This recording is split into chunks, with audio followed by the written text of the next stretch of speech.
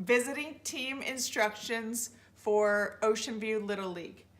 As a visiting team, you are responsible for the pitch count log, the minimum play lineup card, the electronic scoreboard, and announcing on the majors field only. To begin, locate the pitch count log book and turn to the first available page that is blank. Begin by using a pencil only and writing your name in the top right-hand corner under Pitch Count Scorekeeper. Write the game date on the top left-hand side. Write the home and the visitor teams on the left-hand side.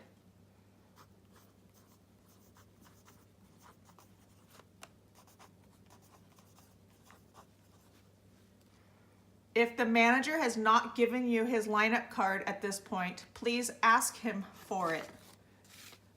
Identify who the first pitcher is and write his last name, comma, first initial. Write his league age and the inning he will start. Do not write the inning he finishes, as we don't know what inning that will be at this point. Every pitch that is thrown needs to be recorded with a hash mark. You will change directions at each batter. For example, the first batter has 3 pitches. 1, 2, 3.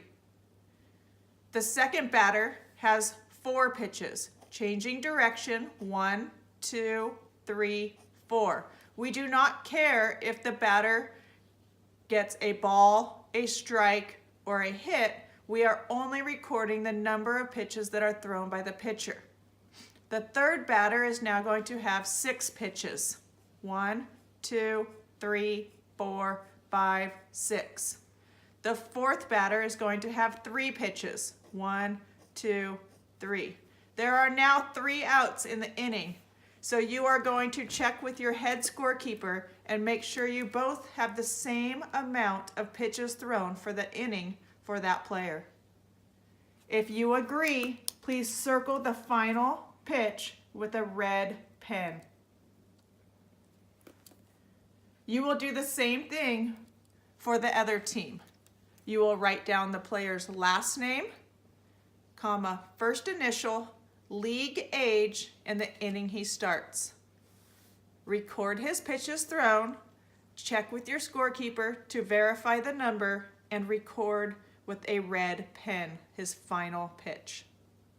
Return to the previous pitcher for inning 2, and you are going to start on the same line.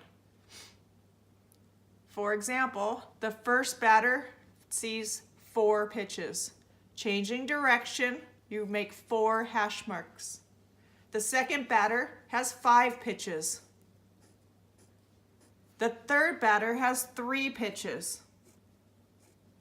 The fourth batter has 4 pitches.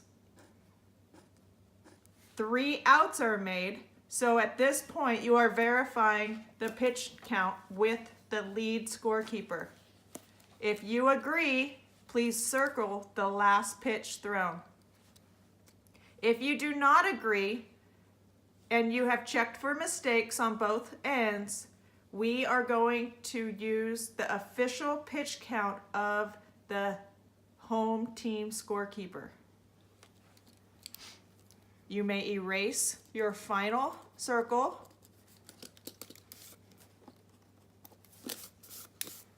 and circle the official number. At this point, we know we both agree on the pitch count. A manager has the right to come up at any time and ask you for the pitch count. You are able to give them this number. Please be accurate when giving this information. It is very important for them. The next inning, you will do the same for the pitcher, alternating hash marks, circling with red pen, and verifying with your scorekeeper. We will return to Miller and do one more inning. He pitches 4 pitches to the first batter. The next batter, we will change directions, and he pitches 5 pitches. 4 pitches to the third batter, and 3 pitches to the fourth batter. The fifth batter, he pitches 4 pitches. The inning is now over, and you're verifying with the lead scorekeeper this final pitch count. Circle it with red pen. That is his last inning. They are now bringing in a new pitcher. Locate on the scorecard who the next pitcher is.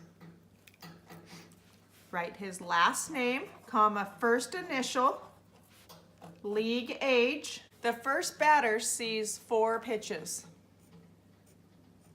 The second batter sees 3 pitches. The third batter sees 5 pitches. There are 3 outs and the inning is over. Check with your scorekeeper and circle the final number of pitches.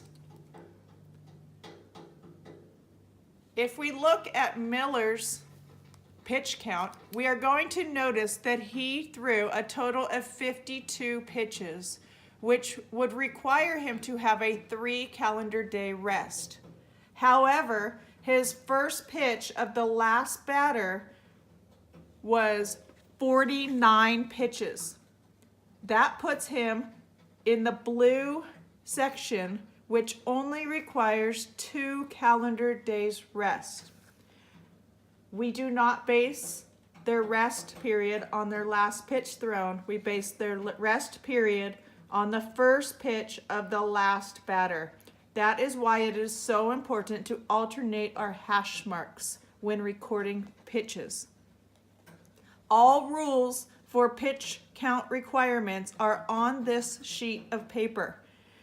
Please note at the top of each color-coded section that the rest days required changes.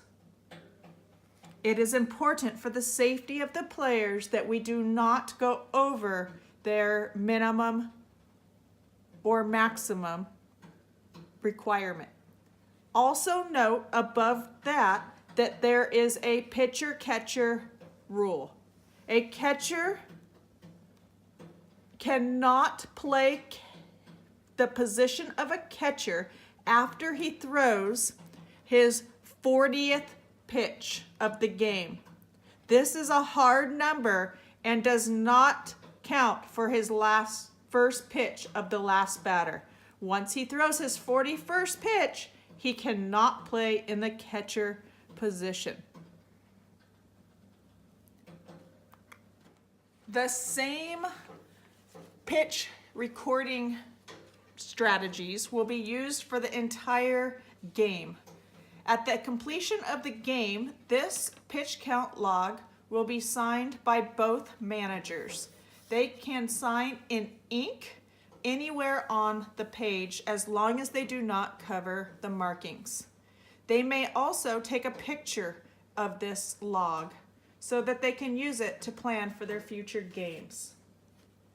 Please return this to the score bag after signatures are placed.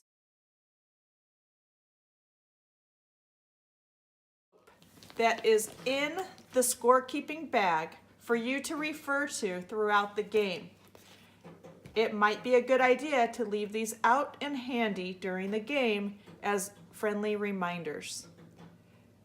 Make sure you place the minimum play card in the envelope at the completion of the game. At any time, if the manager comes to the score booth and makes changes to his projected lineup, please make that correction on his lineup card. It is important that all managers meet their minimum play requirement in each game. This sheet will show us whether or not they do, so please Take some time to make sure it is complete at each inning. It will be too much to remember if we wait to the end. Return it to the envelope with the instructions and the pitch count log so it is available and ready for the next game.